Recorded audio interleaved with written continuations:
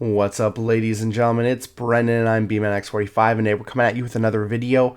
We have a small hobby news for the Digimon TCG. Today we're going to be talking about the Digimon Liberator Project, the webcomic, the novel, what they've been doing with it, how they've used it to expand the game and create new product, new cards, new interest, and kind of have something to pull from as a base. So we're going to be talking about that, where we think it might be going, and how we feel like it's going with that. And hey, if you enjoy this type of content, be sure to smash that like button, comment down below. We'd love to hear your thoughts. Subscribe to the channel, and hit that bell for notifications. You'll miss a single minute of the fun. All right, so we have the Digimon Liberator comic, or web comic here. We have, basically kind of like 6 or 7 editions now. Each one comprised of 2 parts, kind of thing, other than the initial one. But other than that, every episode basically comprised of 2 parts to make up a kind of an issue, basically, almost. We have the web novel, which is slightly different story, but characters that will, probably cross the paths of our webcomic heroines at some point here. So it's kind of interesting. You get to see all this stuff here, expanding on the characters and everything like that. If we go over to the characters page, we can see like all the characters, we've kind of met so far.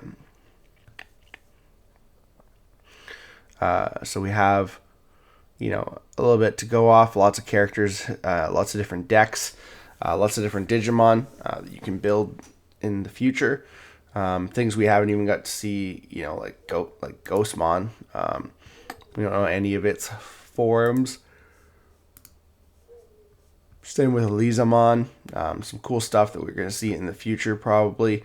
And then they even got the columns tab here that gives you more information on the story and kind of breaks things down, which is cool. The thing I like about Digimon Liberator is it uses the card game itself as a mechanism to deliver a Digimon story, which is something they haven't done before. Generally, they always just deliver a Digimon story as is. A story of a person, a Digidestined a younger child, or someone like that meeting Digimon, and basically fighting for your life and trying to save the real world of the digital world. It's kind of usually how it happened. This is more of kind of like an adult story, or like, young adults, with Shoto Kazuma and his friend Arisa getting involved with real life Digimon through the card game that they love to play. You got some cool storyline themes, but they kind of make the general consensus that Digimon are real, that Digimon came first. The card game was based off of the discovery of real life Digimon, which is something that's really cool. You get in the back, you got like a dark Imperial Digimon, which apparently someone was talking about the other day in the comments of one of my videos, that they're probably going to have like a mass invasion of like dark Imperial Digimon, which is kind of cool, because I think that'll give us the ability to get another red purple Imperial Digimon in the future, which would be really cool. We found out that the NPCs now are the rogue NPCs are because Digimon fuse with them, wild Digimon that escape kind of the, I guess you could say, the safe zone for Digimon and run into Lacuna and kind of go mad. They fuse with the NPCs and then they basically start attacking. Which is kind of reminiscent of like the dark years from the original Digimon series. So I kind of like that. I think that's kind of cool here. A way to start the series out. But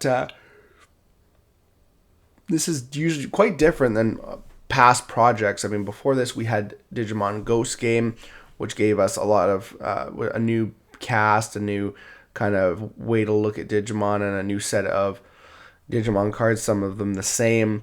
Basically some new monsters that could be based off of the kind of the like you could base effects and play styles off of the way the anime ran things. Like Gamamon being able to digivolve into all sorts of different forms, which then could be different colors like Gauss Gamamon and Beetle Gamamon and Wezen and all that stuff. So they use that to kind of fuel cards in the card game, which was really good. In the same token, they used other, anime sources to kind of build decks that way, and sometimes they would build cards just based on general principles of the color in the early game, but then they would come back as they redid and did more stuff. They would create more thematic elements, like how Marcus can punch as an important part of Shine Greymon that didn't happen originally in the game back in BT2 when we got the first Shine Greymon support, but later on in BT12 when they brought it back, they created a more thematic, true to the anime source material kind of Marcus deck, which is great. It makes the game really cool. Makes it take the best aspects of the different animes that we liked and put it together. And they're still doing that. And there's so much more source material that we never got in the English to pull from. I guess different things like that I would never experienced when I was younger. That they're pulling stuff from. So this is just another way for them to pull that information out of the ether and create new stories, new Digimon, new effects. We've already seen it, with EX7 being based solely off of pretty much everything we've seen so far in Liberator up to this point. And it's not even covering all of it because, we've gotten a chunk of what we have, but now we have more. And by the time we get to EX8, which is also going to be a Liberator themed set, we're going to have even more stuff to look at. Excuse me. But we're going to have, and we're going to have little chunks in between in BT18, BT19, BT20. We've already seen Liberator cards in two of those sets here that, with different abilities and stuff like that. We're probably going to get more Terramons and Shumons down the line. We might see different Digivolutions of that, and just the episode, the last episode of Liberator, kind of let you know that you don't have to just have it be the same thing over and over again. It's not just Zephygamon because he played Medieval Gallantmon, and now we're going to get Medieval Gallantmon in EX8, which was when we initially got Medieval Gallantmon back in, I feel like I want to say EX4 was when his original print was. Wasn't really like a card that just jumped out at people. Oh, this is a great card. But now there's another one coming. It's going to be a secret in the set. So how things change and evolve is really important to the game. And they've been using this to kind of help evolve and change the game. And one thing I'm wondering is, are we going to get an anime of this? Do you think Bandai would produce this series? I guess we'd have to take a look at the popularity of it, if it has great popularity and stuff like that. This is a free webcomic. So, I don't know how they're making money off of this. Maybe with clicks or there's no ad revenue. So I'm just kind of I don't know how they're making money off of this. But would they produce this as an anime to kind of draw more people into Digimon and by extension the card game? That would be interesting too. I would definitely watch this. Of course, it probably would never get dubbed because Ghost Game still hasn't been dubbed, or at least not that I know of. But I would love, because traditionally the anime has been what has been driving Digimon since the beginning. A continued anime stream. We don't have an anime right now. As far as I know, there's no projects in the works.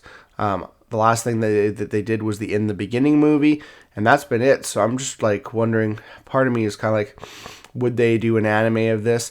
Right now we don't have, I think, enough content, but in another year's time, getting 2 articles, a month, would that be something that they'd be interested in doing? Because that would be kind of cool, and I think that I would enjoy that immensely. You could combine the comic and the novelization to kind of create a really cool storyline. I feel like that would be something that'd be really cool. But we'll have to wait and see, because that's where I feel like this, I don't know where this is going to go, but I think that that's a good speculation that this could lead into that because we don't have an anime right now for the Digimon. And so it'd be interesting to see if that's where they want to go with that, or maybe they're going to do a completely different anime with different characters, like go reset, do another Digidestin style one. Is that where this is going? And this is just going to be a side project that helps them test out, new card ideas and just basically expand the game, or are they going to expand the entire Digimon franchise? That's something that I'm interested to see. But let me know your guys' thoughts. I think that's kind of what I wanted to talk about here, is where we think Liberator is going, and just kind of discuss where, the possibilities of where it could go. So if you have any other ideas here of how this could go, do you think this could work? Would this work as an anime, even though it isn't the traditional Digimon story? Now, would you think it would be too cheesy having the card game be part of a live show, or do you think I could be onto something and this is maybe what they've been thinking about already? Let me know down below in the comments. Let me know what you think is going to happen with this project, or if we're going to see future Digimon projects come out of this, so that they can continue to expand the game and create more Digimon content that they can create cards out of. But looks like that's all the time we have for this video. Thank you very much for tuning in, and I hope to see you in the next video. And as always, have a wonderful day, and that's all for now, folks.